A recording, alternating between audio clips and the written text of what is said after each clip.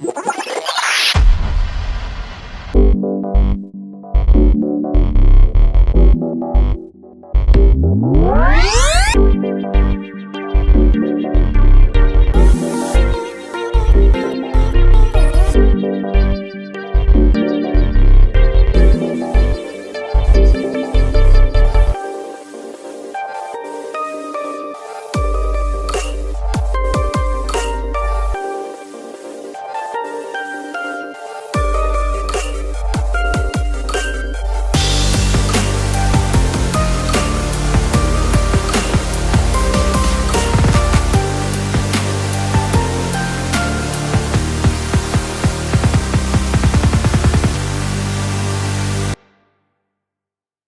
everyone, and welcome to another great episode of Canadians with Disabilities and Their Allies. My name is Brent Frain. I'm the host. I have Tom Pogson joining me today on the podcast.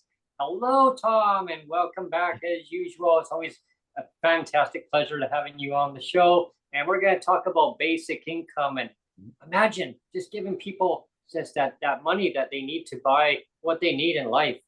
Yeah. Wow. Yeah, it's That's such a big concept. I mean, imagine all the money oh, yeah. living in people's wallets. Must be funny in a rich man's world. I'm going to do something different. Here we go. Whoa! I had this whole idea planned. Since it's going to be a musical thing anyway. Sure. Let's see, does that work? Or does it need to be lower? What? Okay. And everyone listening to today's episode, we always spice things original up. And then a non-original. We're not really even having a show today. It's just it's gonna be a live with Tom Pogson. Unplugged. Yeah, there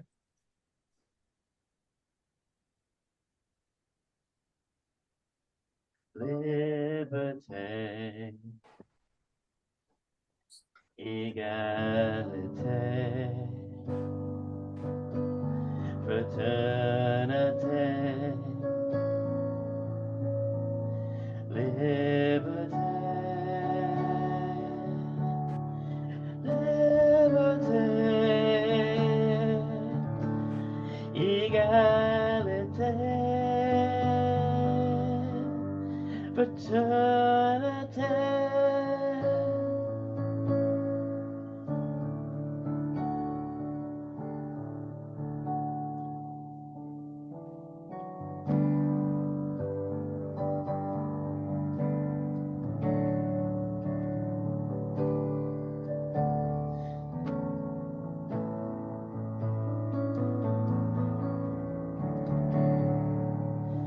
As I went walking, there was a big wall there.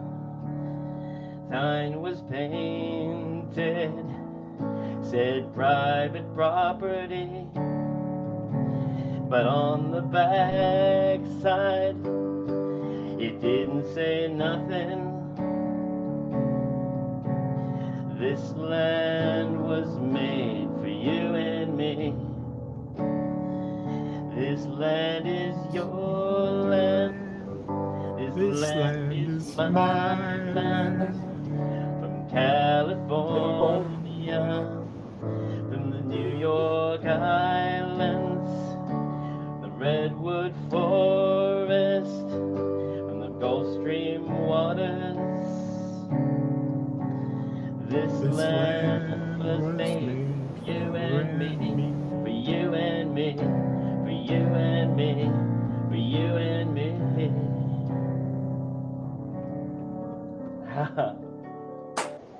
Now, before we went live, though, yeah, we have to tell people that we were doing at the Coca Cabana. I don't know the chords Right? yet. Yeah. There we go. So yeah, before I also start, of course, I want to pay tribute to Senator Hugh Segal, who unfortunately our movement lost in the last week or so. Yeah, it was about a week ago or so. Yeah. And he So tragic. from even his political opponents, like, because he was a conservative senator, former cabinet minister Brian Mulroney. He was also an educator. But he called, even his political opponents called him the happy warrior, and he was somebody who, like, it was the politics that he would do. It wasn't personal. Like, it was like let's debate, and then we can go for a beer after. Like, it was amazing from everything I've heard. I've unfortunately never met the man, but yeah, he was like the longest running advocate for basic income in Canada. He has a book out which has been out for ages called Bootstraps Need Boots: One Lonely Tory's Fight to End Poverty in Canada. And yeah, he was advocating for it back when the Crow Report happened in 1971. And yeah, but one of the reasons I also started with that piece, so that's, I'm putting together this project called The Commons, and which is based on the idea of the Commons. And it's also, it's almost like being here, kind of speaking on behalf of who I've learned from, was Guy Standing, that the reason for basic income comes back to people like Thomas Paine and that ethical argument for basic income, as opposed to, like, we'll need it someday. Or automation. I don't know. Is automation really coming? It's like, it's actually something that goes beyond that. It's already here. Yeah. It's like, it's already in Canada. We already have people do this and they're like, no. Yeah. Like, don't show me that. But it's like, as Paine said, or tried to explain in his book, Agrarian Justice, we enclose the commons. That people had, like, there's where is it? Right here. I actually printed this out, and I was so weird that I actually read it out in Beacon Hill Park, which is on my channel. But it's called this is the original. Originally, it was called the Chart of the. It is the Chart of the Forest, which I don't know if you can see that. It kind of looks like that. Oh wow! Wow! It's actually really beautiful. I'd love to get a color copy of it and, like, put it somewhere, because it's actually a very beautiful looking thing. But it's, of course, it's written in Old English from 1217, which accompanied the second sealing of the Magna Carta.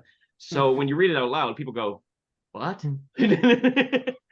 Wherefore art thou? Yeah, Romeo? like, they use words that aren't used anymore, like mull and stuff like that. But like section 3, all woods made forest by King Richard our uncle or by King John our father up to the time of the first coronation shall be immediately disforested, unless it be our demesne wood. And there's other parts like that in there, which it's basically when the land was forested, it's got nothing to do with, like, deforestation. It was that the lands were then taken by the crown away from the commoners. That charter gave the commoners the commons back. And essentially, Guy Standing traces that back as being, like, the first kind of basic income, because it gave people the right to subsistence in the commons. People could hunt there. People could, like, look for it, like mall. They could look for things they needed, like for their housing or for whatever. They could encamp there. Which is why I read it in Beacon Hill Park, because, of course, everyone was pushed out of the park. Yeah. And so, yeah, like this, like, the original land belonged to everyone, which is the point that Woody Guthrie was making in his song. And the first one was Liberté, Égalité, Fraternité, which is, it's going back to that kind of Guy addressed this. It's like that belief of the rights of man, that it was kind of that came out in the French Revolution, where they were trying to see a more progressive politics and looking to a politics of, as he says, a politics of paradise, as opposed to going the other direction, and looking for a better foundation where basic income is just the anchor. It's not a panacea. It's just the anchor, which then we can put other things on top of. Like, maybe here's the basic income, and a hopefully good version of the CDB then sits on top of that, so that a person, like, they at least, like, a friend of mine from Twitter, Miss Design Diva, she was like, I tried for ages to get onto disability, but they wouldn't believe me because I have a hidden disability.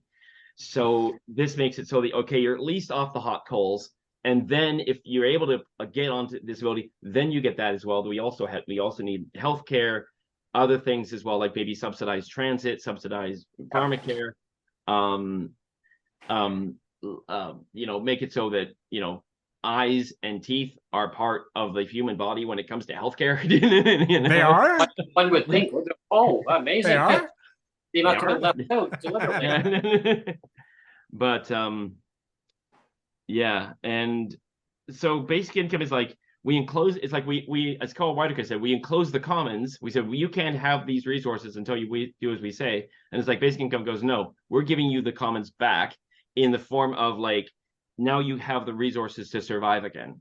And then we can also, and like there's like Commonwealth Canada, it's all about the different kinds of commons, socioeconomic commons and stuff, and how so much of what we've done has been built together. It's almost like when it comes to technology, it's almost like we're working ourselves out of a job. So not having a basic income is actually kind of insane, because we're literally like, that's what's, as Victor Schvetz, another kind of hero of mine, has explained. We've had these two twin hurricanes in 71, financialization and technology, that have taken wages and just very slowly, but eventually they're going to hit this number, and no one gets ahead of that. So it's like, instead of people having to run faster and faster, it's like, no. Let's put down this mechanism that makes it so you're at least okay, and then you can decide what to do, especially when, like, I have to address this as well, like all the fires, like now Kelowna's in danger, the Northwest Territories, like, I mean, I had like this vision in the future of like, we're all going to have to eventually go to the north.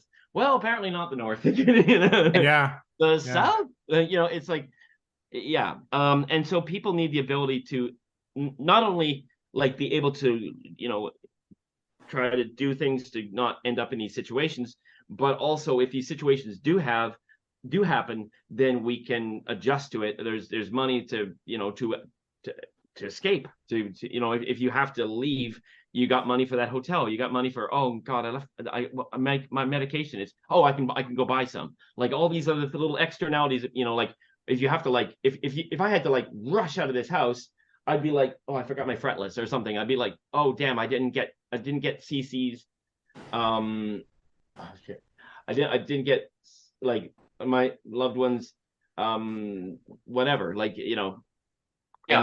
so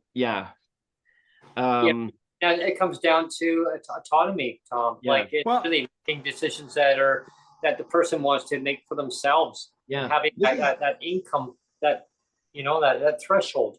Well, I think one of the places the right actually jump right on board basic income, because it's like, as opposed to the kind of government bureaucracy of you should have this. We say no, you decide. And like, as a person with like my loved one, she has diabetes, and she has other sodium intolerance and things. I have IBS-CD that's so aggressive, I eat the wrong thing. I can't leave this house for 12 hours. All these things to say, here's some free food. I'm like, I wonder if I can eat it. Like, like literally, it's far better for me to have the money to go, I need 2 of these, 3 of these. Do you have any of these? Which is a very kind of conservative thing of like less government, less bureaucracy. Great, well, that's also an upstream savings. So. You just hit the nail on the head there, though, because that's what I was going to mention. And I think I've actually told you this before in a previous show that you were on, is I wonder if the apprehension of bringing these basic incomes to light is the fact that they will be getting rid of bureaucracy. I think the government wants the bureaucracy, right? There's certain people that want these things to be in place. They want it to be top heavy. They want it to be, give us the fat and all of the crap and bureaucracy. They can't do some of the they want it. Teresa Funicello talks about in her book Tyranny of Kindness. Like, they can't do that stuff if that's in place. And people that are, horrible and abusive to workers, they come straight at me like, what do you mean abusive? It's like, you're one of them, aren't you? It's like, you can't do that stuff if people have, like, this is the reason that's like, unions should be 100% behind this, because the ability to unionize comes from the courage to go, yes, I'm going to stand up and be counted. And that floor, it's like, I really love how Scott explained it. It's like Scott Santons, which is that the union idea is like, one stick is easy to break, but a bunch of sticks is hard to break. Well, basic income makes us into a bunch of iron rods. It's like impossible to break, because each person has their own individual strike fund, and people, once they have security, they look for more security. People don't go, no, that's enough for security. Fuck it. Like, I don't need it. Remember that line there, Neil? Bigger, stronger, better.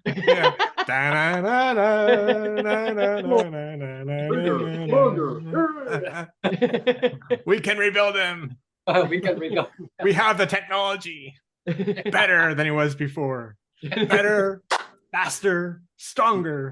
And the only reason I know that is because I was such a huge fan of that show. What show is that? The Bionic Man, I never saw. That's why I don't. $6 million man. It was the Oh, greatest $6 show million ever. man, right? Like, Oh yeah. I know of it. I've never actually seen it. Yeah. But How about the Hulk? the other thing I That's just thought right. about recently, Don't make me angry. You wouldn't like me when I'm angry. Yeah, there was that article. Bill Bixby. Yeah, that's right, Bill Bixby. Yeah. There was that interview I just listened to recently with Mo Gadat. I think I might. I don't know if I put that on one of my playlists or whatever. Maybe, but he's talking about like he's former Google executive, and he was saying how like the situation with AI is like it's worrying, but it's only worrying if we like we need to take it seriously, whatever. But one of the things with it is AI is learning from us. It's learning from us on on these things. Yeah. And so if it sees us all hating each other and angry and whatever, it thinks, oh, I guess that's how we do stuff. It's like AI has 8 billion parents, Yeah. And so And that stuff create a better that stuff society, freaks the shit out of me too. I know, because the devices actually listen. They I know one day I was watching a program. I don't know what was going on. I started laughing. I can't recall what it was, but all of a sudden here's I don't understand. I'm like, what? I'm like, my phone all of a sudden. Yes. What? It says, No, I'll be in there. And we have an older, like, what was it, Google thing. It's that little white one that's Oh yeah, the speaker. Yeah, Google speaker. And it's like, sorry, yeah, I don't understand. Like, I didn't even ask you. That's scary though, because it monitors what you're saying. Yeah. And how much data is that recording? Yeah, I know. It's like I mean, we carry these with us, and like, yeah, who knows? I think how much data. It's like, yeah, what basic income? What basic income? Yeah, I understand. I'm computing. It will help how many people? There's also like oh, the book's way over there. There's a book that I keep getting out. Guy Standing's book. Guy Standing fan, as everyone knows. But this book, The Precariat Charter, which is sequel to The Precariat, and he talks about utilitarianism and how the situation with charity is so flawed, and so much of everything, it comes from like the beginning. Like, it's been these arguments around for centuries, but then Reagan kind of brought them back again. Here's a lefty dunking on Reagan, but the welfare queen thing is kind of that thing that started that ramp towards like more neoliberalism and so forth, of utilitarianism, where you're favoring the majority over the minority. It's like favoring it's almost like that streetcar thing where it's like you can hit the 6 people or you can hit the 1 person. And I'm like, is there anyone on that streetcar? No, great. Like but to me that's what basic income does. But and some people don't like that. Like, literally, that was the problem in the 70s with some of the conservatives who didn't like Richard Nixon's really toned down thing called the Family Assistance Plan, which was a basic income but for families. They didn't like the fact that it was like what was it called? It would symbolic pollution, where it's like it would take deserving poor, undeserving poor, and working poor and get rid of all those phrases. It would just be everyone. And so I just didn't like that idea. And it's like that welfare queen thing is based on an actual person who there's no way in the world anyone could call that person lazy. I think her name was Linda Taylor. She was a criminal. She was a killer. And she was on just a revenge rampage because she grew up in the deep South as a mixed color person. So she grew up with everyone angry at her just for being. And so she just, like, that's why she had all these different identities, and she probably did have there was probably fraud involved, but it's because she was on the run for like decades, causing all kinds of mayhem. So like one thing you can't say about Taylor was that she was lazy. And then this kind of, Reagan used that as kind of, oh, look, this is what they do. And it's like, no, I mean, like, there's always like 1% of people who who try to game the system, but most people on the system are fucking scared to do anything. Like, this is the point that an American disabled person who is fighting for basic income said. It's like, you finally get through all these burning hoops, and then you're like, don't move. Well, that's not what we want people to do, Under the ADA, the U.S. Disability Association. Yeah. Yeah, it's like you actually made another good point there, Tom. It's you get through all those hoops, and it's like as you're going through hoops, you're like in a smaller and smaller and smaller box. It's like, you know, you just get funneled and funneled and funneled and funneled until, like you said, there's no room to go anywhere. You're just like this. It's like they just keep squeezing you in more and more, and and you get to a breaking point, right? It's like they already have those rules in place, like don't leave the province for more than 30 days and that's it, empty your pockets. And no, you can't go. and please declare, please declare the last time you were in jail and all this kind of, you know, it's all this stuff. Yeah, like Guy talks about like workers looking under beds for how many pairs of slippers there are. It's like, okay, like this is a situation that I have where like it's so annoying. My loved one has you know, challenges beyond just her original disability is fetal alcohol, but she has all these other things. And so I've had to like sometimes leave work, come back, help, and then go back to work. I've had situations where like something has happened within 30 minutes of me getting to work. And it's like, and then, you know, I'm like, we try to be careful. So like, you know, workers like, you know, who I'm a roommate.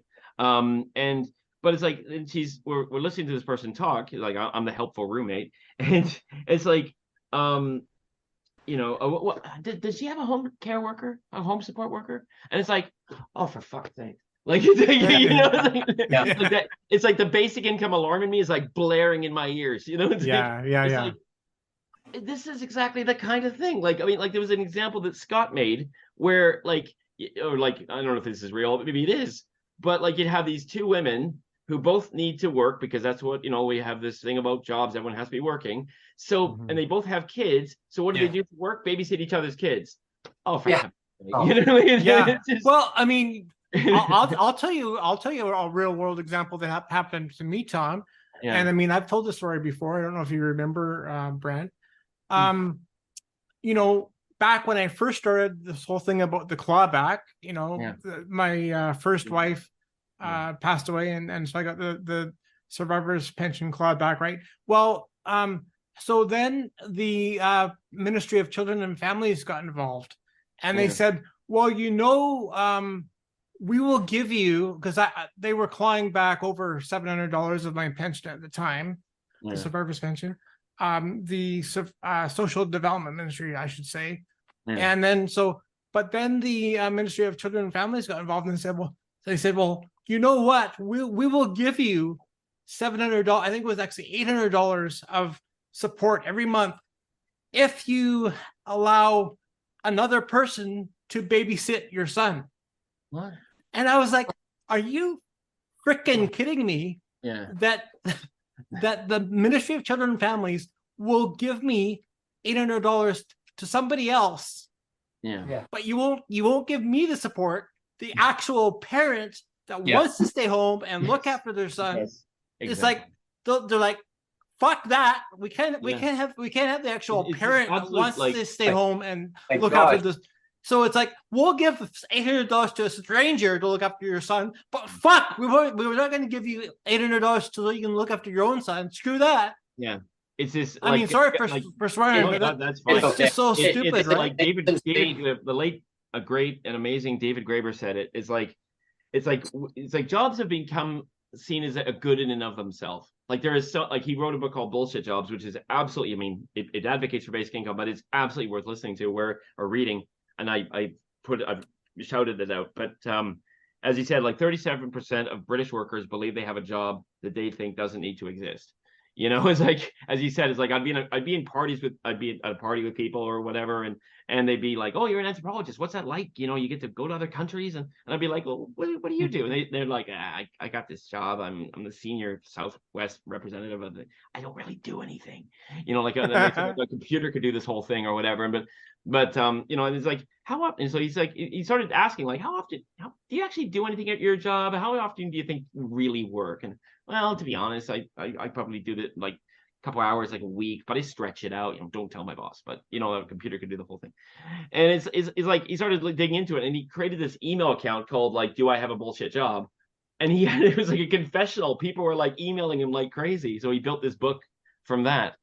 And so you have that, you have all the people that work for those bullshit jobs. And then you also have 4-day work weeks. But of course, as like I'm a cleaner, there's other people that work in cafes and whatever.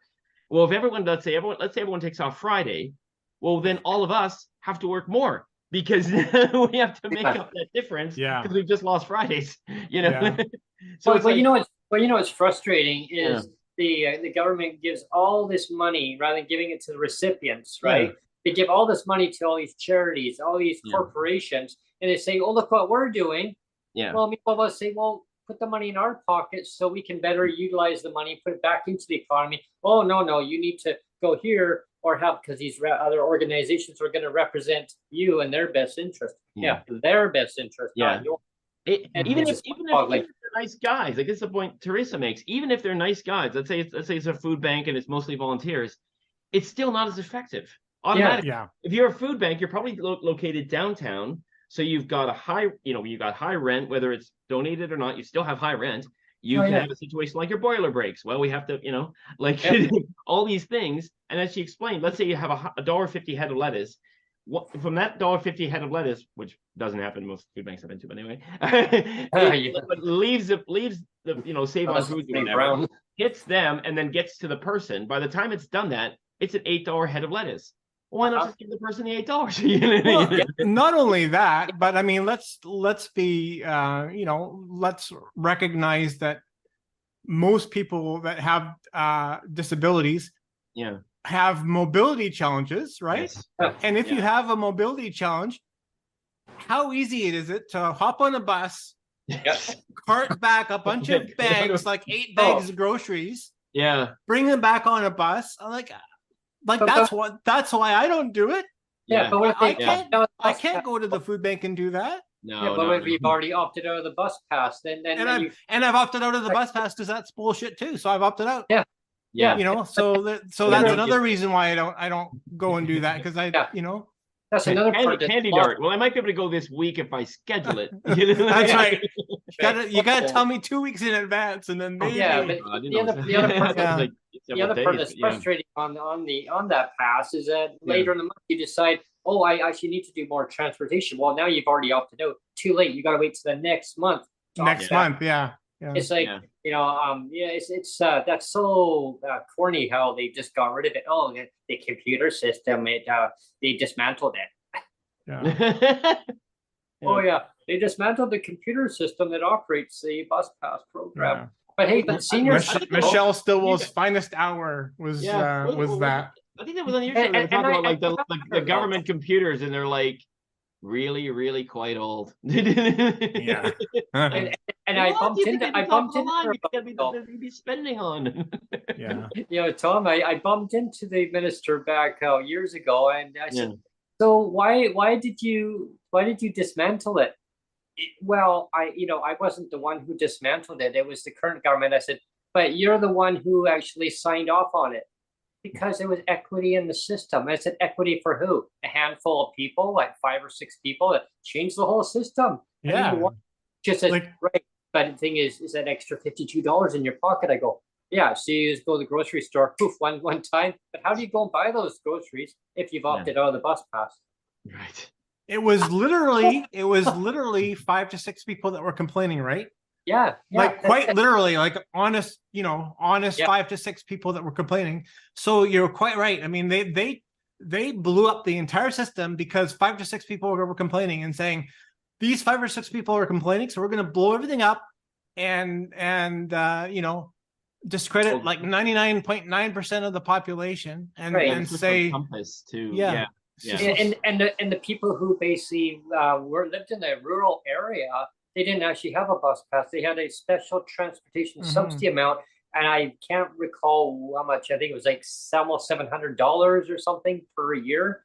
So they would actually have that lump sum. They could use it to go and buy insurance for their vehicle. The government took that away. They took all the other recipients' bus passes away, but said, here, everybody's going to have $52. Well, those same recipients in those rural areas, maybe they used as a lump sum to go and buy their insurance. What are they going to do? Use $52 toward my insurance every month? Well, it would take you over a year equivalent to basically have the same thing. Yeah, you know what I mean? Is this so? Like the one I learned about yesterday, the $75. The $75. Yeah, I didn't know that you either. get $75. I'm like, what's that for? When bylaw sweeps your tent, you got a couple more Yeah. tents in reserve. Yeah. I saw that on their site one day. I had one of the other advocates was asking me about rates, and Joseph was actually asking me how it triggered it off, and I had come across it, and he said, like, what are the current rates in BC? He was doing a comparison, and so I said, okay. So I was going through it, and I'm like, what's this $75? Like, I didn't even know that it was there under the shelter, and I'm thinking, what the hell? How can you rent? You can't rent for $500, let alone $75. Mm-hmm. You know, what are you gonna do? You Give can't it get that's not one night at a hotel room. I've checked this. I mean, I checked this out a few years ago, and one night in a hotel room in Victoria is like 100 and something. I mean, maybe depending on the room, 140, 150. It's like on Gorge somewhere, but a lot of those have been changed into other things. And if it's 75, anyway. I kind of wonder what kind of condition it's in. I mean, yeah, exactly. You know, I'd be scratching after the time I leave out of there. Yeah. Get one of those those blue lights to look for stains on the sheets. Yeah. Oh, what's that? Oh, hey, can I have my $75? Please? That's from The Office. It's like, what was it? What is? Yeah, they were playing with the blue light in the hotel, and then they turn around to the bed, and it's like urine, semen, or something. Blood. God, I hope it's urine. Yeah. I remember there was a segment I used to watch on TV. They pulled it. It was called Hotel Hell. Yeah. And it was Gordon Ramsay. Yeah. I used to love that segment, but he'd go around these little lights. With the blue light, Yeah. I mean, but that's the conditions, though. I mean, $75. I mean, $500. Like I said the other day on my show, just to kind of recap, the one little part was you can't rent for $75. You can't rent for $500, and that $500, folks. Anyone listening to it, that's it. Only got that $500, the $125 increase only if you had your renting go up. So if your rent never went up, and I don't know what landlord wouldn't put your rent up about $375. I mean, frozen for 16 years. But hey, guess what? We give you $125, but you have to prove that your rent went up based on the information that the ministry has on file. Yeah. So not everybody got that $125 increase. So say they all did. Oh, bonus. The ones in subsidized housing, great. But the ones in market housing, well, yeah, you just basically give it to the landlord if you had, a couple of rent increases and they hadn't increased anything in 2 years, which happened to me. I had 2 rent increases. So I'm going, okay, so now I guess I recoup a little bit of that money. Right. So you go to the store and boom. But you can't rent on a whole check for that amount. Last time I checked, the rent in Victoria alone is well over $2,000 now for one bedroom. I just $3,000, $4,000 for 2 bedrooms. And I just saw an article posted that was on Twitter, I think, that Ravi Cohen is looking at what the cap on the next rental increase is going to be. Oh. So, because we all know the rent increase is coming, and he's working on the caps for that. Right. Oh, maybe he's going to tie the rent to the unit. Yeah.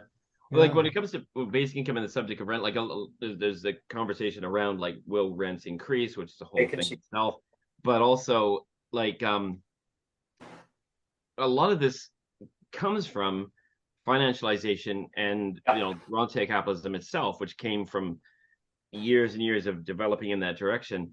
And as Guy explains his book, Corruption of Capitalism, but it's like you have the danger is like, we're going to create all this housing. Well, what stops them from going, oh, great, new stuff to invest in, bang, bang, bang, bang, bang, bang, bang. So what we have to have is like, I mean, Commonwealth Canada goes over this with land value taxes, but things to go after that kind of activity so that it actually stops becoming, something to invest in. It starts becoming actual housing for people. Go after them with things like land value tax, financial transaction tax, other things in the market mechanisms to then create the money, which then can also help people from the other end with basic incomes. And the one thing about basic income, like Yang actually explained this pretty well, which is that landlords are stationary with a basic you and your basic income aren't stationary, and so you can go. It goes wherever you go. So if a landlord goes, haha, I'm raising it up. well, maybe if you got the money, maybe you can go somewhere else, or you can throw down with some friends on a fixer upper, or God knows what else. But it's like there's that as well, and because it's still a market economy. The market economy doesn't stop happening just because a basic income is put in place. And so, but also in Canada with a GLBI, that landlord actually wouldn't know, unless you volunteered the information, wouldn't know how much money you're getting because it could be 700, it could be 300, it could be the full 2,000, it could be $100, depending on what your income already is. So they're really just taking a chance. And the worst thing a landlord could possibly have is piss everyone off enough, and people find their way out, but he's got a building with no one renting it. And then it's like, oh shit, I shouldn't have done that.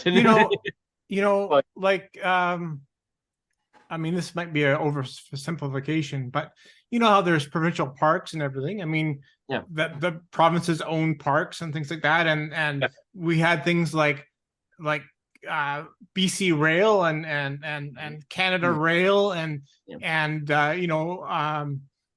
we had BC Transit. Like all these things were provincial entities, right? Yeah. Imagine if the provinces weren't so quick to like get rid of all these entities that they used to have under their possession.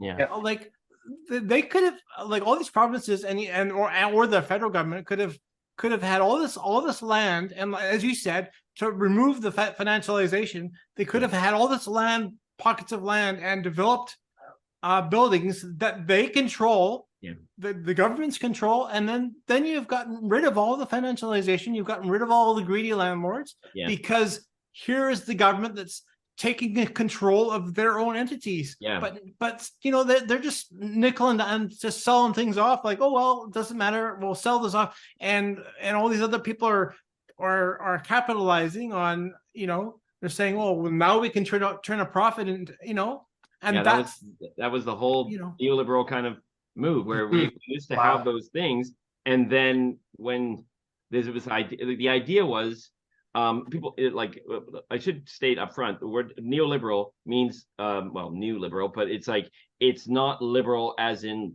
liberal party, as in Democrats, as in left or whatever. There's actually liberalism is actually two kinds: classical liberalism, social liberalism. Social liberalism is essentially the left. Classical liberalism is the right. So classical liberalism is Pierre Poilievre or whoever, whereas social liberalism would be more, not even Trudeau really, but maybe Jagmeet, I guess, or NDP or whatever. When you're talking Neo, are you talking the Matrix? the red pill versus the blue pill?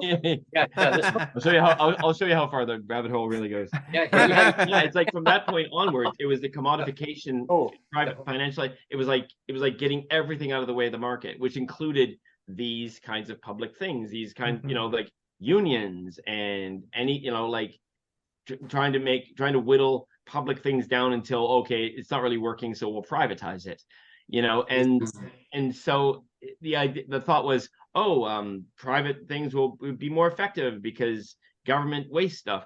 But government is also too crazy lefty, but with public funding, things can often be far more invested in than a private situation where there's all these other kind of market things. And also with healthcare, you don't really want healthcare to be involved, or money and financial and private whatever to be involved in something like healthcare. It's like you want to make sure that it's look, and other market things aren't messing it around. Who's that? Sorry to keep interrupting you, but who's that guy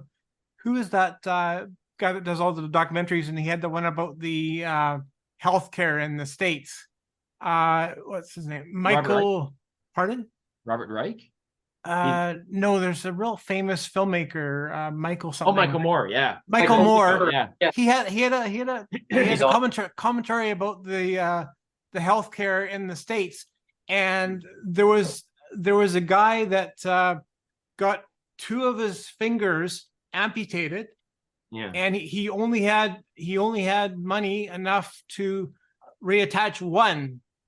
And so he thought, well, I'll reattach my ring finger, and then they basically tossed his other finger because he didn't have the money to get both fingers attached. So it's like, Well, just toss the other one then.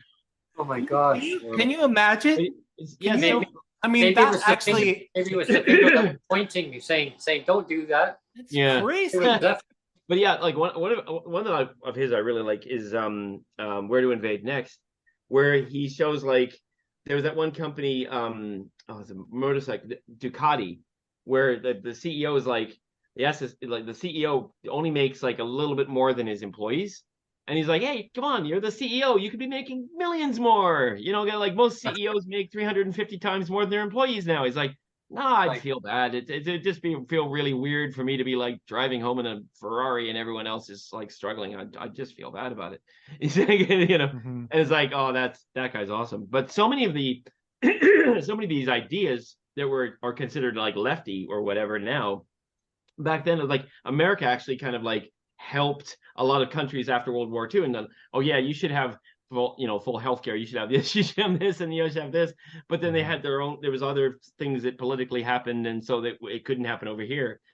But it like worked really well over there. And then there's also, I was going somewhere with that other thing. I can't remember what it was now. There's a really good documentary that's out there. I'll post it out this afternoon.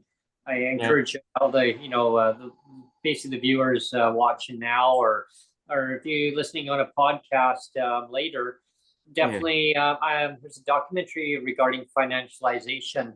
It's going back a few years now, but it's still relevant to today's date because it's escalated a lot more. It's who is your landlord? Like, you know who your landlord is? I mean, what's happening regarding exactly what we talked about financialization, Tom? And it's called Push the Film. It was from a guest who I actually had on my show last year, Lalani Farha. She was the UN rapporteur for housing. She is actually involved with Pushback Talk. So she does a lot of these discussions. Frederick Gerten, he actually was the director of the documentary, and he's actually putting out a new documentary coming up soon. So I find the link, I'll share it. But yeah, I encourage people to watch it. It's a real eye opener. She went around the world, and she's based in Ontario. But she went around the world, and she to hold some of the corporate landlords to account, because it's displacing people on low income. People are making good money, and I won't give away a lot of the info about the documentary, but there's a part that stood out. Is like, well, how much more can you pay in rent? He says, in other words, he's working around the clock. The poor guy says, well, I can only pay X amount of money. And well, what would happen if it went up to so much? Well, then, yeah, he doesn't know what to do, right? There was a part. Remember, there was when was it now? Years ago, there was that big hotel fire or that tower that was in France. Yeah, that part's actually in the documentary. And it covered that part in the documentary. Yeah, now the people lost their homes. Now, was it? Who knows why that happened? Yeah. Well, there's reasons, right? So, so these corporate landlords, I mean, they'll just flip it out because they want it vacant. Yeah. Why? They can jack up the rent now because there's no vacancy control. Now the government of the day, we say, oh no, we've done rent control, but they haven't done that vacancy control. Yeah. Now I know Acorn Canada is really all over this. Acorn's awesome, yeah. Yeah, and they're all over it. They want to see vacancy control. So when a tenant moves out, so say Sonia and myself, we move out of here, who knows when. Our landlord is itching right now. They want us to move because they want to get $1,750 or even more. Probably by the time we move, it'll be well over $2,000. Yeah, so it's crazy, right? Yeah. And that kind of ticks them off. When people don't move, the landlords are getting mad because they want to make money. Yeah.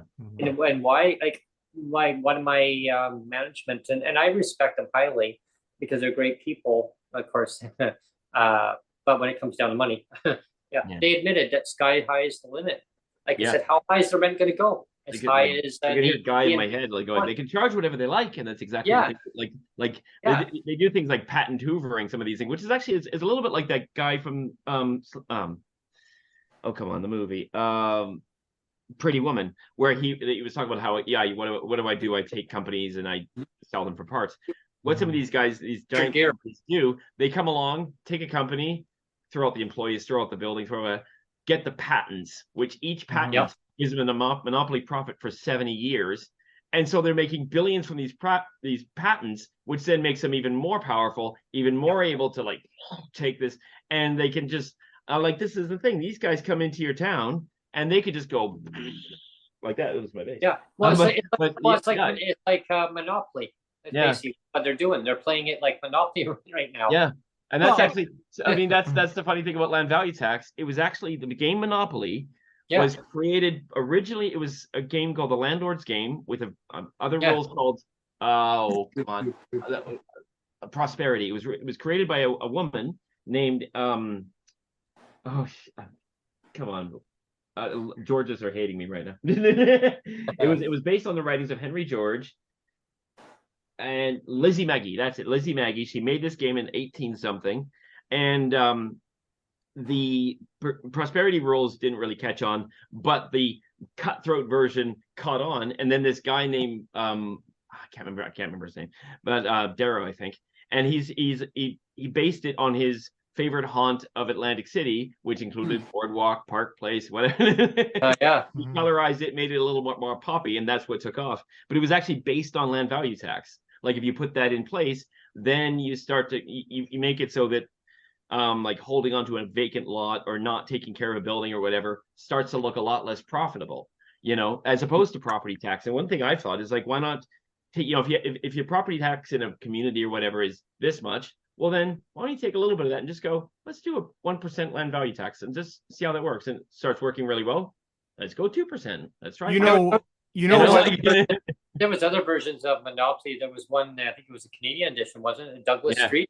They had all the different like Star Wars Monopoly. But you know, and then you blend in the game called I'm Sorry. I'm sorry. One of the reasons I took to the subject of rentierism so quickly was because, and I can't mention names, I'm in a band. I play this instrument here, and you're not gonna mention that name either. Yeah, well, but it's a guitar by Fender. but the reason ours goes to 11. Like, these are some of the people we play for. So, but like, it's like our band started by playing a lot of seniors homes, and the seniors homes that would hire you would typically these higher end seniors homes. And I've had people say like, oh, so is this what you do? It's like, well, no, because the seniors homes entertainment budget for like a month is only like sometimes like $150 or maybe $200. Meanwhile, their tenants are paying, this is years ago, are paying $3,000 a month. These are seniors for like a 1 bedroom. Yeah, and now they're even higher, like someplace like $4,000 or $5,000. Yeah, but some of these guys, they're like these big like seniors homes where they have a whole series of them and they're all connected or whatever. It's like they're owned by somebody in California. So we've had situations where we go to get paid or whatever, and we have to wait like a year because they can't be bothered to send the check. And it's like, wow. It's like, how are these people being taken care of? Well, they're paying top dollar. And so I was already kind of used to this idea of like these guys that would from afar just go, buy all that. Short investment. As they get more powerful, who can stop them? So it's like, it's like when people say, where do we get the money? Those guys, like, you know, like that's where the money's been flowing up to the whole time. And hold the world hostage for $1 million. $1 million. Yeah. And then you got these corporate elite companies, and then we got satellites, little offices. Yeah. And we found this out, and I'm not going to say the name of the company because, you know, but, well, you know, and if we went to go rent from one of them, we got the place. Yeah. We sat there and we're being audited. We're being audited. Not us, the actual company. Audited. I mean, why would you tell a potential tenant that you're being audited? Really? Well, what's going on here? I'm thinking, well, maybe we better not rent here, right?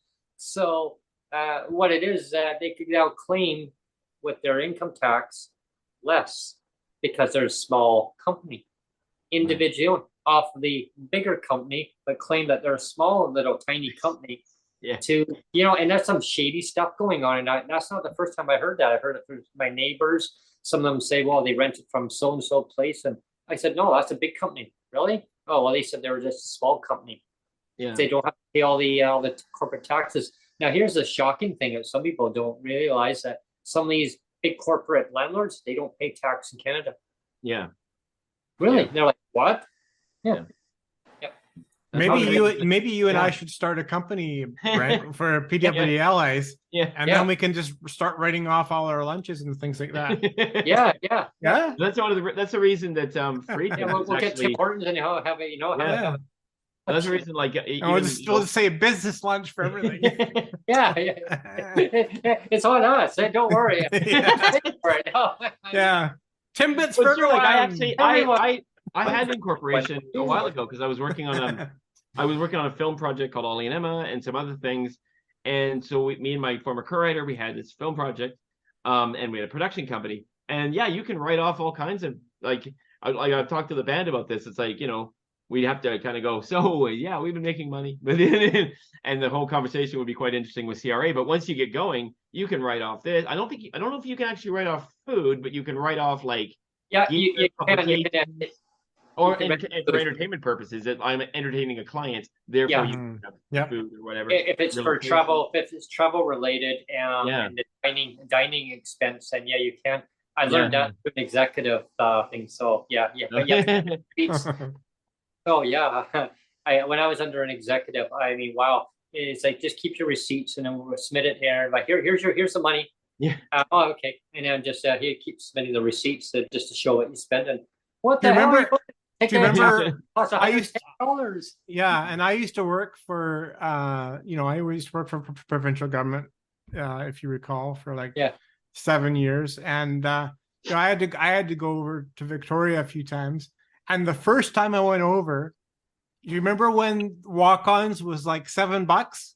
Yeah, it was $7 for a walk-on, and so I remember I submitted my receipts. It was $7 times 2, and it was like, I think it was like $15 for the lunch on the ferry. So it was like, it was like under $30. And I go, here you go. And they're like, what? They're like, what? That's it? And I'm like, yeah. And they're like, what? Like, they'd never seen something that was like that small before. Like, what? Wow. Well, here's another scenario on that. So I traveled. They were expecting me to take a plane back. We were going through a seminar, and they wanted me, I guess, to take a flight back. Well, I wanted to do some sightseeing. I wanted to see, hey, let's take a Greyhound. That's like, I'll go stop in Langley and stay the night. I mean, the cost of the flight would have actually taken way more than that.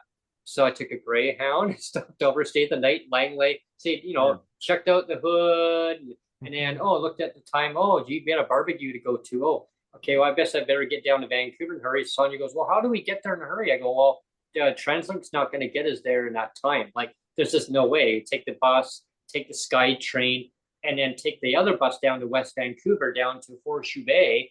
I'm thinking, oh my gosh. So I looked at it and I said, well, I said, well, leave it in my hands. I talked to the guy at the hotel. He's like, geez, I don't know. There's no way you can make it down. I go, no. He goes, no, I'll call a cab for you. Goes, what, are you kidding me? A cab. I called the cab company. Well, where are you going? Actually, Vancouver. Vancouver. No problem. We'll come and pick you up right away. It's like, then there was an accident on the freeway. Oh, I'm sorry. He says, sorry, man. I'm really sorry. I'm stuck in traffic. Nah, don't worry about it. I said, don't worry about it. It's all good. $110. So I gave him like another $10 tip. Here you go. Oh, you're very generous, sir. Thank you so much. Can I help you with your luggage? So I took the seaplane. Right over to Nanaimo. Yeah. I've been on the seaplane ones too. And they're great. Like the idea that you land in water, it's like, wow. Yeah. It's cool. It's so cool.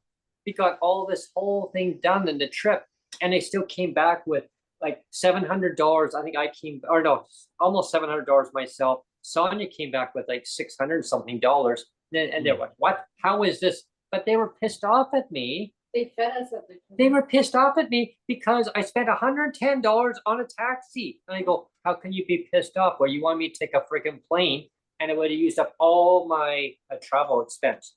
Yeah. But I came back and I saved them like $1,300. Wow. You Yeah. do that, They fed us the- and they fed us all of our food expense while we were there, so we didn't have to hardly spend anything, except we went and got a pizza and picked up maybe a bottle of wine, a couple beers.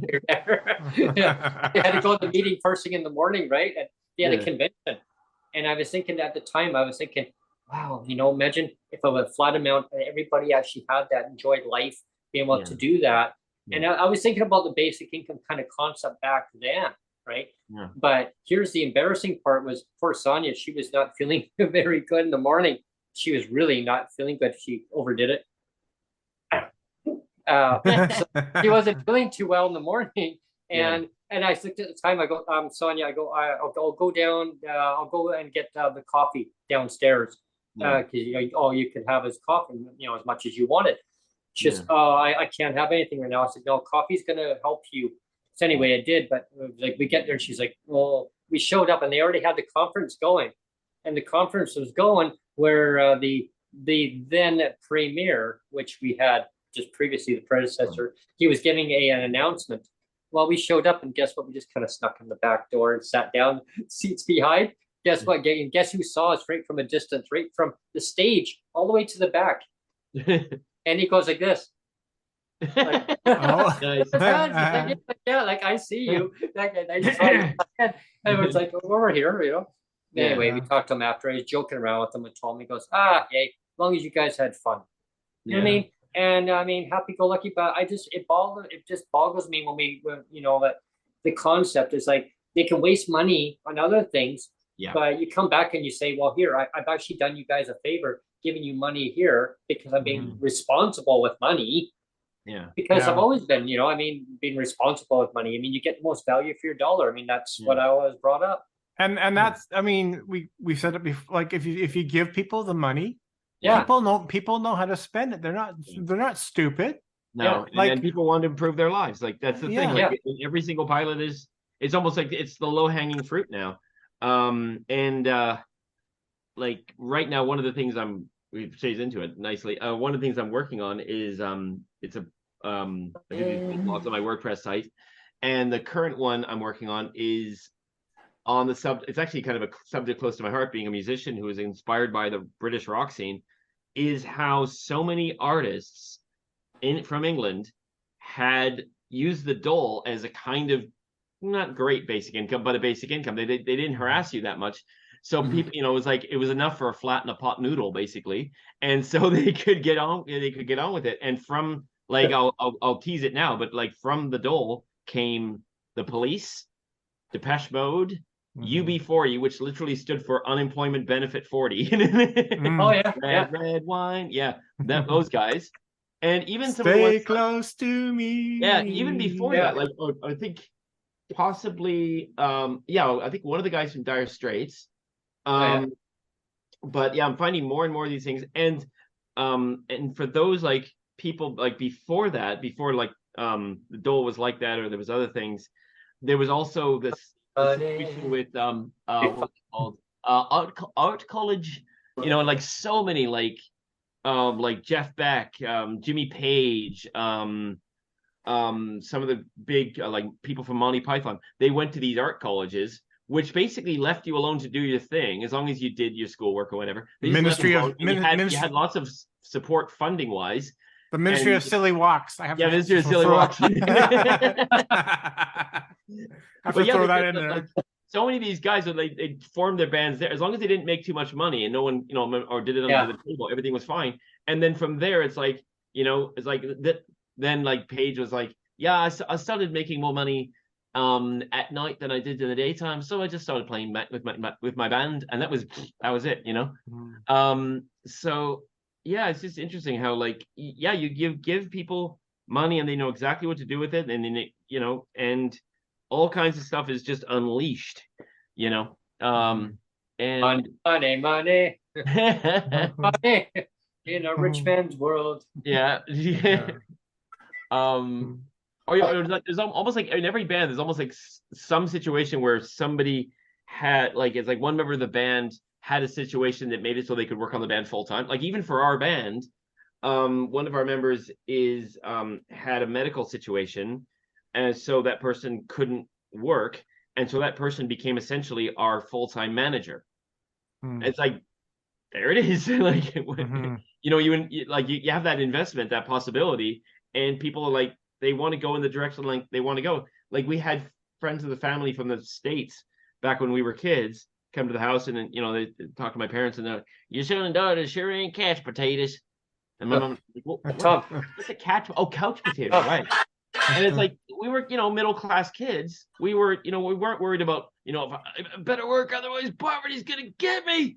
It's like, I'm gonna starve. Like, none of that's real. Like, that's just nonsense. Like people are like, you know, what do I want to do? I want to play guitar. Okay, I'll go do that then. You know, like, or they, you know, like, there's all these other things that, you know, people want to be remembered for something, or they want to have relationships, or they want to, you know, it's like I've said, like, you know, you don't put a foundation down and they go, oh, just put a pup tent on it. I don't need a house. Yeah. You know, it's like, no, people want more, and, you know. So yeah, it's just not. It's and what's funny about, like, another blog, the subject of, like, lazy. It's always thrown at, like, you know, what's that guy who writes about degrowth ideas and things. But as he said, it's like the global south is often called lazy. People with disabilities are called lazy. Low-income workers are called lazy. African American and indigenous people are called lazy. Are you seeing a pattern here? You know? It's people that can be looked down upon by these whatever. They're the ones always called lazy. It's like, it's just not true. There's no thing coming along that's gonna, like, infect you called lazy. It's just nonsense. It's like, there's all kinds of reasons why a person might feel like, in every case, and I've known people that people would say, oh, that person's lazy. There's every time something else going on under the hood. It's like, you know, there's trauma, there's not being inspired by a thing, not wanting to do a thing, because it's just, no, it's, you know, like, there was that experience where a kid that I worked with at Tim Hortons, hey, Tim Hortons, he wasn't working out with us, and finally somehow, you know, he ended up no longer working for the company anymore. And then through the family visiting, it's like, they said something like, it's like, oh yeah, so and so, he's got a job now. I was like, how's it going? It's like, oh, he's the best employee the guy has ever had. What? Yeah, he's always wanted to do that. And it's like, thank you. You know, when people are not where they want to be, like, I just finally found that little quote by Wilhelm von Humboldt, who was the founder of Humboldt University, Berlin. As he said, you can mechanically get any man to do anything, and they'll do it. But if you can put them in the position, put them in the work they actually are meant to do, that's where, you know, that's where they absolutely shine. You know, and so giving people the ability to not just go with any port in a storm is the whole thing. Here you go, Tom. What?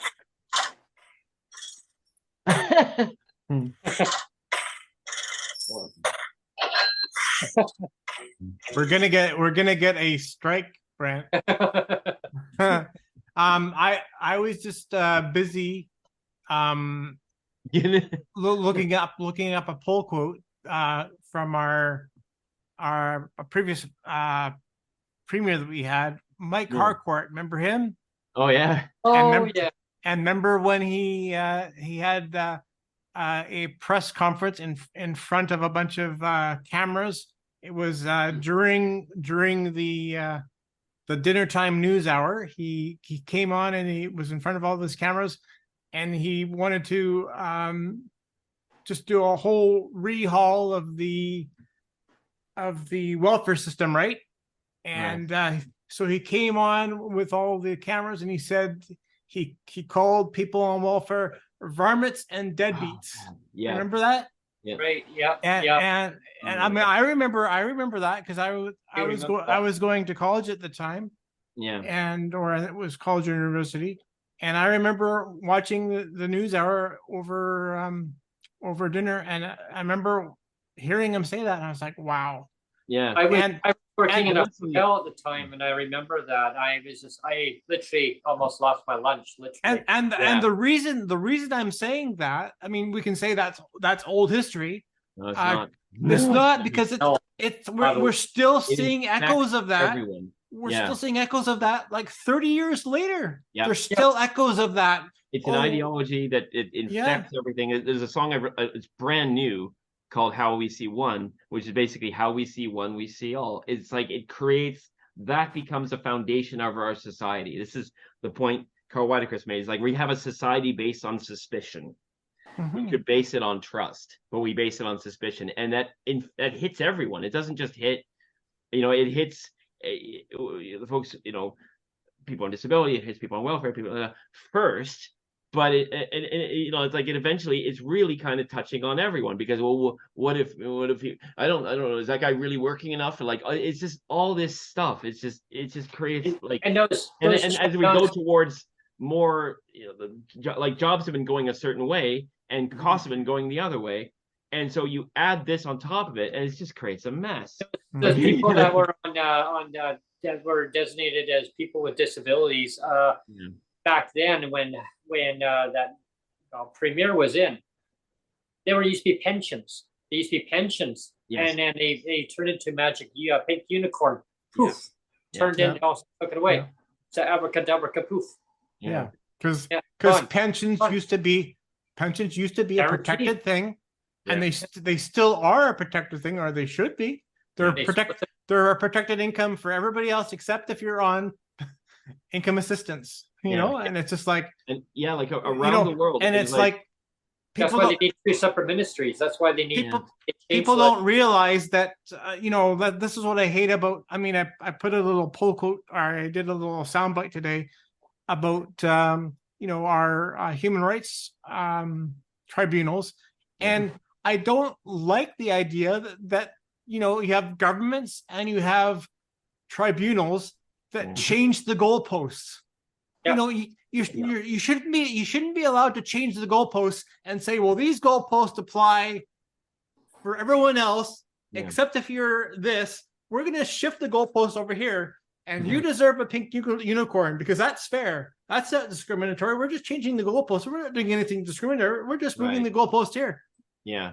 It's like, what? It's like, this is what happened back. Like, it's like where Margaret Thatcher said the liberal equivalent, or what are they called? Labor. Tony Blair was her greatest creation, because it's like at that point in England with universal credit, in Canada with like the stuff that Jack Layton talks about in his book on homelessness, how we used to be the envy of the world for affordable housing, and then that went away, and then everything else that also happened with welfare here, and then TANF in the United States. It's a whole like ideology of neoliberalism that literally shoved all of us in that same utilitarian neoliberal direction, and that's all of it when it all changed. And this is the thing. This is the point that I've made when it comes, like, politics is important. I'm not saying it's not, but it's like, where's the housing crisis happening? What's happening? Like in England for the last 10 years, you've had a conservative government. In America for the last 10 years, you've had both. And in Canada for the last 10 years, you've had a liberal government. So it's like, it's not, it's Trudeau. I mean, I don't like Trudeau actually either,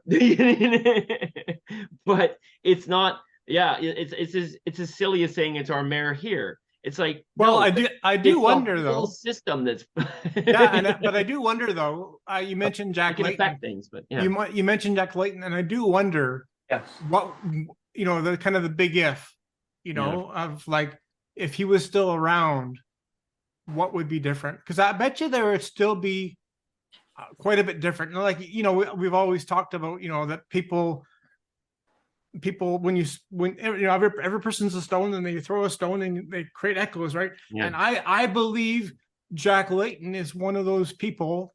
Like even in his time that he was alive, he had like lots of good echoes, but you wonder if he had stayed around a little bit longer, like how many more echoes would he have, or of throwing the stone and creating that ripple, I should say, not echo, but ripple. Well, Jack Layton wanted to create such a positive change for the country. He would have made a very good prime minister. Very good prime minister. He would have. All levels of governments, from all levels, they all respected him. And I mean, sure, there might have been some differences here and there, which there always is. But overall they respected it for everything that he wanted to accomplish. He wanted see the best of everybody in the country. I believe there was, I have to find that part there, but it was something about people with disabilities too. He wasn't shy. Like he wasn't shy on standing up for what he believed in. Like he believed that there was equity. Like there was equity. Like people needed to have the opportunity to blossom, to shine, right? Yeah. And unfortunately, now we're seeing, well, with the current federal government, I mean, it's always excuses, right? I mean, it's all political. It's like delay, because it doesn't affect their lives, the policymakers. So let's just delay the CDB for 1 year. Oh no, it's 18 months. No, now I hear it might be 2 years. The Like, CDB really? and the DERB situation. I mean, I'm going to push for DERB, and I'm going to that CDB comes out great. But it's such an example of how all this stuff is unfortunately true, because it's like this should have been a slam dunk. It should have been like, oh my God, we have. It's like I'll try not to bang on the desk, but it's like like we have disabled people in Canada in poverty. Fuck that. We're changing that tomorrow. It's like, why? They don't know. What do you mean they don't know? How could they not know? Like it's nonsense. Like it's like there is a kind of a mentality and ideology. There's a system at play that is it's causing this. Or when they say we have to study it when there's already like 30 years of studies. I could have grabbed one of these once a week, gone to Starbucks or Tim Hortons. Me and Brent could have gone or whatever. Yeah. And in 1 year, we could have had something that could have dwarfed that skeleton of a report or whatever skeleton of a thing they have. It didn't take a bunch of minions to try to work it. Oh, we still haven't done it yet. Let's kick it down the road a little bit more. It's like I don't know how many times in my building I'm like, I'm close to like wanting to scream, I'm a janitor and I get this. We've been on for over an hour now. Did you want to start wrapping up, or we should? I'll play some music because I've got to help. We'll get Tom. We'll play a couple of tunes there, and then but just to wrap it up to people listening to today's podcast. It's been quite entertaining talking about. I say entertaining because I find it very knowledgeable of what Tom has to talk about basic income, and there's always so much more to learn. I mean, and that's why Tom keeps coming back on. I mean, not just because of basic income. I mean, but also he plays us. It's because we like him. Because we like him. It's because you like him. And he plays. I like you guys too. And then like there was this one's for Brent. Thanks for the times that you've given me. The memories are all in my mind. And now that we've come to the end of the rainbow, there's something I must say out loud. Come on, Brent, do it with me. 'Cause you once, twice, three times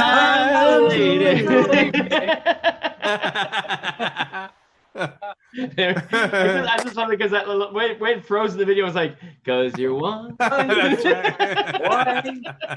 That was just 3 times. Yeah. If people don't know what we're talking about, go back through the history of Breaking with Brents.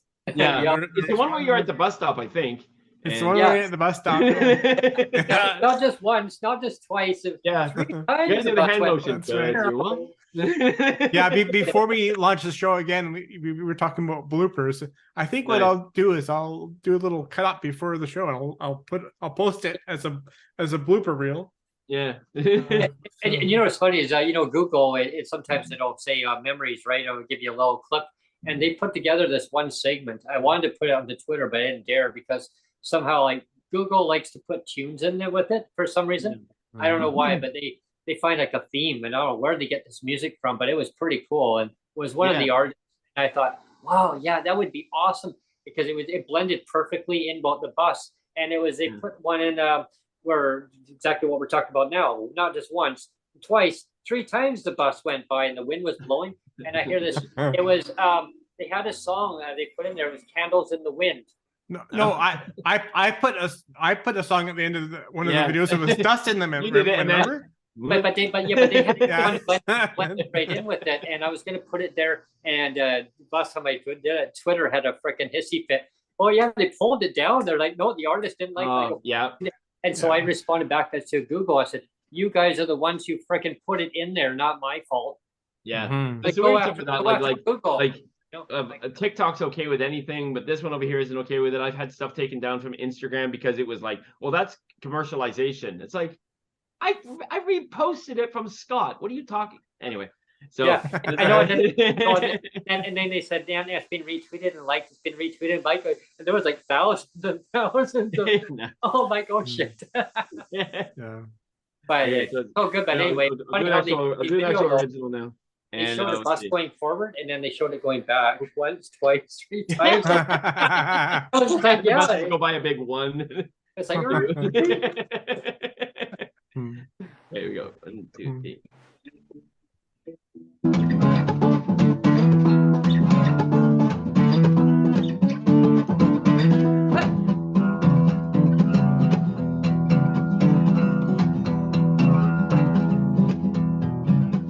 Got no time for tomorrow, for tomorrow doesn't come. Move at the speed of people, count the stars from which they come. We're angelic troublemakers, angelic troublemakers, here we come. Angelic troublemakers, angelic troublemakers, here we come. Well, the truth about this land, time out of mind of man, doesn't help if you claim it, let the people rearrange it, that's the plan. We're angelic troublemakers, angelic troublemakers, here we go. Mad, bad, and dangerous to know, troublemakers, here we go.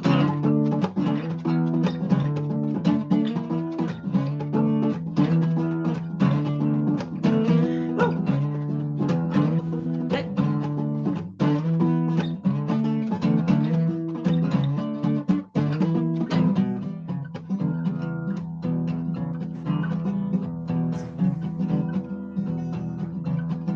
Well, we're here to break the clock, free the wind, make the Renaissance begin. It's all in our hands, words to shape at our command. We're angelic troublemakers, angelic troublemakers, here we come. Angelic troublemakers, angelic troublemakers, here we come. Angelic troublemakers, angelic troublemakers, here we go. Angelic troublemakers, angelic troublemakers, here we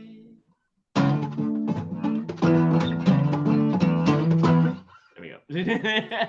Okay, I have a request. We didn't rehearse this, but I heard that you're a fan of Arlo Guthrie, so I would like as a song that we go out on, Yeah. Ellis's Restaurant. oh yeah. You can get anything you want at Yeah. Ellis's Restaurant. I like That'd be Arlo. I've never actually played that song before. Oh, really? Well, how Yeah, about and Restaurant Massacre. I don't want a pickle. Yeah. I just want to ride my motorcycle. Oh, yeah, And yeah, I don't want to die. I just want to ride my Where's my motorcycle. Motorcycle.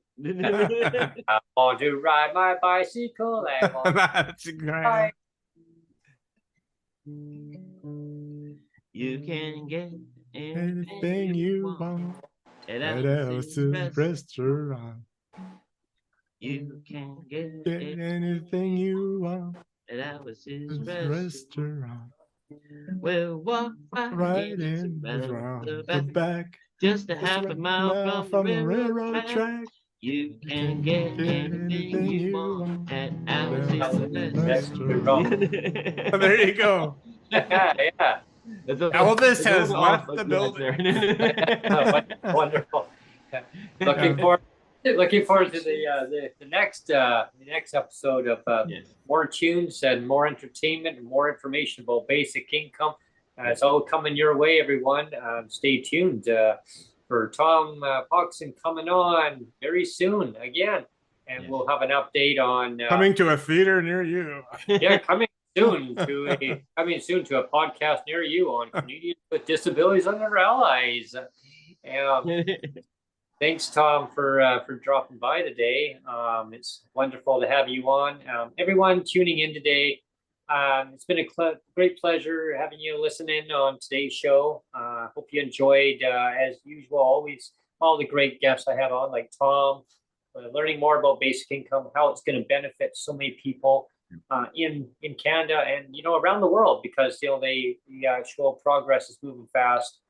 Studies, they've been done, like Tom said. I mean, like decades and decades ago, Tom, right? I mean, it's crazy why it's taken the politicians in Canada so long to kind of get it together. Because really, like, if you think about all the, I mean, maybe quickly before we end the show here, and then I end it this way, but I mean, just get your take about it. I mean, we've got the EI, we've got the senior supplement, we've got childcare supplements, we've got, I mean, the disability, we've got income assistance, we've got all these other programs, CPP, we've got all these programs in place. Yeah. How hard would it be really to? Yeah, there's something I should have added, because on the last show I noticed, I remember you guys said, "Oh, Tom will know about the financing." Well, Joseph's quite amazing at it. But another good point I just want to make in closing is, I'm a member of Basic Income BC, and we were co-founded with a lady named Susan Abels, who's also she was worked in government, and she also is one of the members of Coalition Canada. And as she said, when it comes to finance, she often kind of jokes with me. It's like, you really don't need to do all this research, Tom. It's like, really, like, a lot of the tax wonks and the people in policy, and that, they crunch the numbers, they do kind of Joseph's thing, and they do modeling and stuff like that, and they'll figure it out. Like, as the late Senator Siegel said, this isn't rocket science. We know how to do this. Like with the GIS, we know how to create a basic income guarantee in Canada, and it can be done, and it would be more effective than what we have now.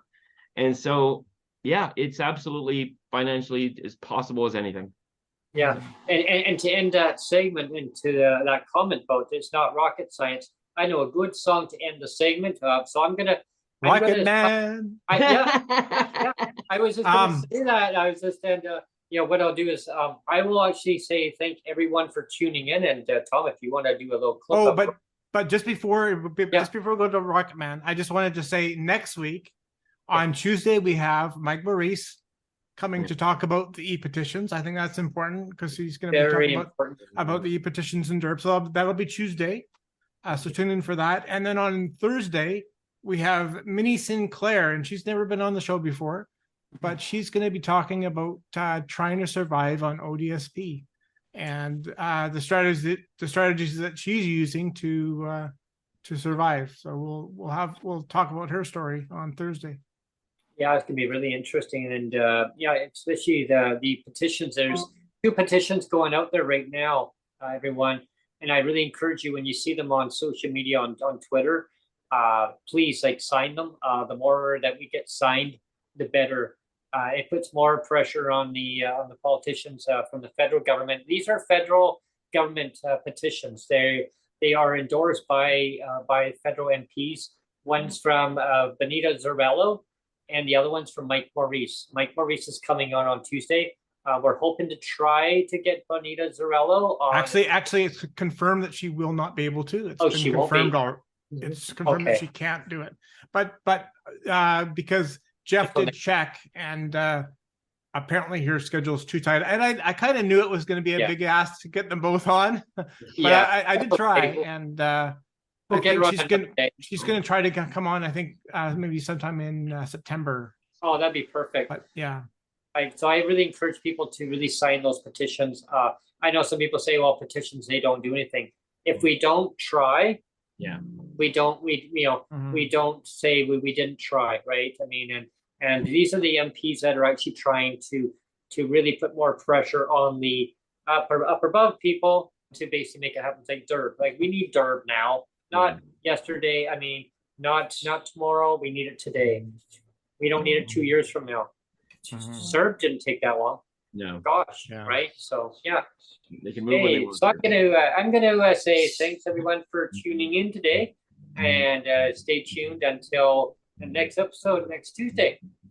Yeah. And Monday I'm actually gonna be going out to Campbell River. So Pierre. yeah, yes, with Jeff and Sonia. So Yeah.